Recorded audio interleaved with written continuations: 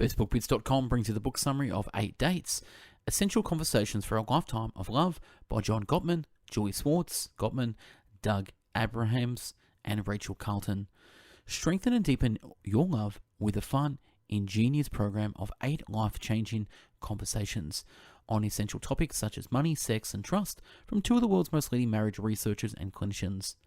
Navigating the challenges of a long-term commitment takes effort, and it's just got simpler with this empowering step-by-step guide to communicating about the things that matter most to you and your partner. Drawing on 40 years of research from their world-famous Love Lab, Dr. John Gottman and Dr. Julie Gottman invite couples on 8 fun, easy, and profoundly rewarding dates, each one focused on a make-or-break issue: trust, conflict, sex, money, family, adventure, spirituality, and dreams. Interactive activities and prompts provide motivation to stay open, staying curious, and most of all, stay talking to each other. And the range from the 4 skills you need for intimate conversation, including put into words what you're feeling, to tips on being honest about your needs while also validating your partner's own emotions, will resonate whether you're newly together or a long-time couple looking to fortify your bond. You will discover or rediscover your partner like never before and be able to realize your hopes and dreams for the love you desire and deserve. Now, before we start this summary, we at Best Books have done over 1,000 book summaries in video in an audio format. Check out the website bestbookbits.com. Watch us on YouTube, listen to us on Podbean. On with the summary. 8 Dates key idea number 1. Trust and commitment are the cornerstones of any successful long-term relationship. Every relationship comes to a point where commitment begins to waver. Maybe you met an interesting person and you begin to consider how life might be with them instead of your partner. It's one thing to briefly fantasize about that alternative universe, it's another thing to do so regularly. If this is the case, you may be experiencing a lack of commitment in your current relationships. Commitment means being there for your partner no matter what. Instead of allowing yourself to get involved in situations that might lead to infidelity, you avoid these situations altogether, as you know they will negatively impact the trust in your relationship. And instead of seeking out others who might not have the flaws your partner does, you talk about your feelings and your needs with your partner openly. That's true commitment. And long-lasting relationships are built on it. The bedrock of commitment is trust. Trust is the oxygen that helps every relationship breathe. Trust isn't just something that happens overnight, but over months and years of helping a relationship grow. It's built by being on time, keeping one's promises, and always being there for your partner when they're in need. Conversely, trust is damaged when one does the opposite of these things or engages in deceitful behavior. One of the most important ways to build trust in a relationship is through conversation. This leads us to the first of 8 dates, which is all about your trust and commitment. Before the date, identify what trust and commitment mean to you personally. It can be helpful to think about your parents and how trust and commitment affected your family life growing up. Also, try to come up with a few examples on how your partner has shown their commitment to you recently. When the date night arrives, it's time to have a conversation. Take turns asking and answering questions like, when was the last time you didn't trust me, and what could have I done differently? Or perhaps, what can I do to prove that I'm committed to you and our relationship? And finally, what are the differences between our definitions of trust and commitment, and how can we resolve them? 8 Dates key idea number 2. Conflict is part and parcel of any relationship, but there is a correct way to fight. All couples fight. In fact, fighting can be a therapeutic and even healthy way for couples to express their differences and learn more about each other. Research shows that the happiest couples are the ones who can handle conflict, listen to their partner, and try to understand their point of view. But if done wrong, fighting can exacerbate unstable relationships and lead to incidences that cause irreconcilable breakups. Try help make sure your relationships don't go down that road. Go on date number 2. This date is all about addressing conflict. Before going on it, you should identify potential areas of conflict in your relationship. Start by individually listing the most significant differences between you. Perhaps you and your partner have different approaches to drugs and alcohol, or perhaps you have different definitions of cleanliness around the house. While listing all of these differences, also consider possible ways you can accommodate each others' preferences, but also be ready to accept the possibility that some differences cannot be resolved. With this exercise in hand, it's time to go out on your date. It's best to have this date somewhere more private in case things get heated. Take turns talking and listening. Go through your list of differences one by one, explain why the issue is important to you, and explore possible compromises. It might also be a good idea to discuss how each of you experience conflict in your respective families, as this can directly impact how you handle conflict today. Now, it's possible that this date ends in a fight. Luckily, there are some ways that you can heal these fresh wounds right away and turn the fight into a learning experience. For example, once the fight has calmed down, take turns explaining how you felt during the fight. Try to figure out what triggered it so you can both avoid this conflict in the future. Finally, discuss how you might act differently in the next fight. Was there some point where your partner crossed a line? Figure out ways you can engage in conflict more productively. 8 dates key idea number 3. Sex and intimacy might be hard topics for some couples, but it's necessary to talk about them. When it comes to talking about the birds and the bees, most couples run into trouble. In fact, a minority of couples talk openly about sex. This is unfortunate, even as the mere act of talking about sex can lead to better sex. Research shows that couples that discuss their sex life openly have more sex than those who don't, and the women in those couples have more frequent orgasms. But for many couples, particularly those who come from different backgrounds, the next date on the list might cause some difficulty. Take one couple, Kathra and Ethan. Kathra grew up in a family that openly discussed sex, but Ethan says that his father would have passed out if he heard the word vagina. Coming from these very different backgrounds meant that talking about sex was difficult for them. But by using the questions provided by the author, Ethan and Kathra went on a successful sex and intimacy date. They were able to discuss what they liked and didn't like about their sex life. Before we get to the questions, let's look at a location. A key part of this sex and intimacy date. You should aim for a candlelight dinner at a restaurant, or perhaps a secluded beach, cove, or public garden. This date should be romantic after all. If it goes well, it may end in lovemaking. Make sure you're wearing something sexy. Before your date, reflect on ways to approach the topic of sex with your partner. If you find sex difficult to talk about, make sure to consider why that is. At the end of the day, there is a correct way to have this conversation. The key is honesty and openness. Once the date commences, it's time to ask and answer some questions. What are your favorite sexual experiences you and your partner have shared? What do they do that turns you on? What sexual activities do you want to try or have never dared to ask for? While answering these questions, keep a couple of things in mind. For one, try to be specific as possible when it comes to describing. Say which parts of the body enjoy being touched or what your favorite sexual acts are. Vagueness often leads to confusion. 8 dates key idea number 4. Resolving issues related to work and money is integral for any successful relationship. Before the 1960s, men worked while women took care of the household, an old-fashioned and sexist configuration. Despite significant shifts in the last decades, the division of labour in the partnerships still presents a problem. Work doesn't just refer to paid professions. Non-paid work around the house would cost approximately $90,000 per year if you hired someone to do it for you. What's more, a 2007 Pew Research study found that sharing household was the third most important element of a long-lasting marriage, right after being faithful to one's partner and a healthy sex life. When it comes to labour, it's important that every couple strike a balance between earning paychecks and contributing around the house. Even more critical is to regularly talk about whether you think you're both putting in an equal effort. The 4th date isn't just about finding a balance in this area, it's also about balancing out the fruits of your labour. Money. As with the previous dates, family history can play a big role in the way we perceive the world. Money is no exception. Take Trevor and Adam.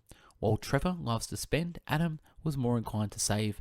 This stems from their different childhood experiences with money. Trevor's father has always promised to take them on adventures, but died at a young age of 35. So when Adam inherited a sizable amount of money, Trevor thought it was best to spend it on travelling. but Adam grew up poor and his father never had the money to fall back on. While he also wanted to travel, he preferred to put his inheritance directly into a savings account. These differences highlight the importance of preparing for your work and money date. This preparation involves asking yourself some questions about your family history with money. Did your parents have savings? Did you take regular vacations? How frugal were your parents? Once answered these questions, it's time to go on a date, and it should be as cheap as possible. No fancy restaurants this time. Consider getting takeout and having a date at home. Take turns sharing your respective family histories with money. Continue by sharing 3 ways your partner contributes to the relationship, monetary or otherwise, that you really appreciate, and make sure to be open about your hopes and fears regarding money and your future. 8 key ideas. Number 5. Decisions about family and children are serious and need to be discussed extensively. One topic that can be a real deal breaker for couples is whether or not to have children. This can also be a bank breaker. Raising a child up to 18 in the United States costs an average of $233,610.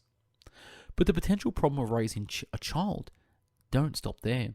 John Gottman, one of the authors, observed a 67% drop in marital happiness if couples had their child within 4 years of getting married, and this marital happiness doesn't come back until after the child has left the nest, if the parents haven't already divorced by this point.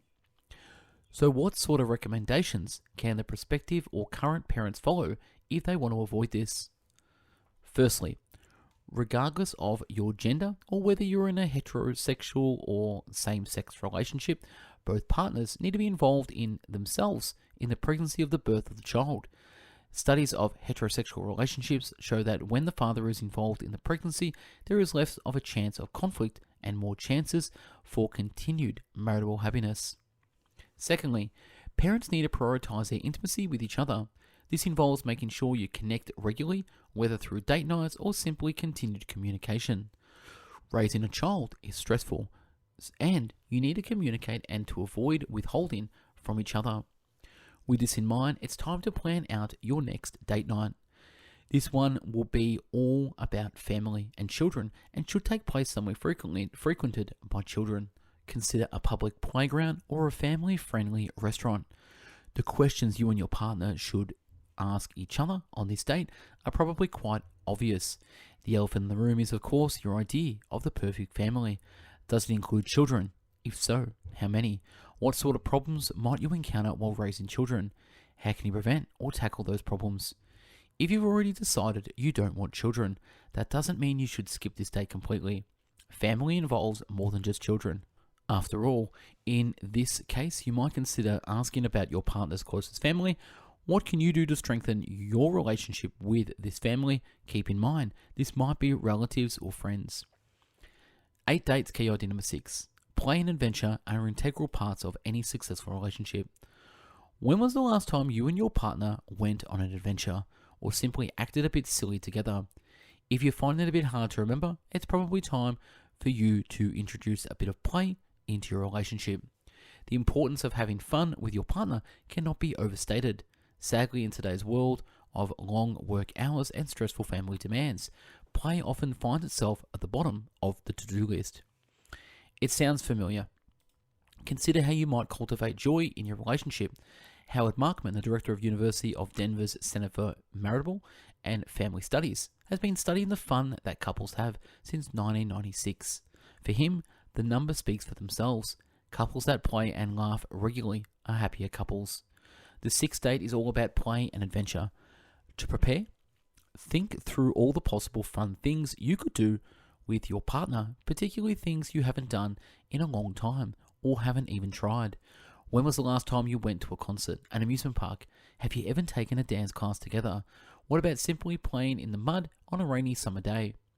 Once you have a list of possible activities, it's time to plan a fun date. Try to be as spontaneous as possible. Why not take a day off work and have a date in the morning or in the middle of the night? The sky's the limit for how creative you can be on this date. When you're on the date itself, you need to make time for some conversation. What does that adventure mean to you and your partner? What was the last thing you can remember doing that was only about having fun? What adventure do you want to embark on before death? During the date, make sure to compare your preparation notes. Which activities are on both of your list? Some couples might find that their ideas of fun are quite different, but don't be daunted by this. Remember, having fun is often about trying new things. What are some of the things on your partner's list that you can imagine trying? Remember, doing new things together keeps the novelty of the relationship intact. 8 dates key idea number 7.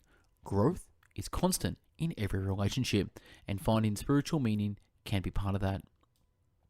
Some say change is good, others say that change is necessary.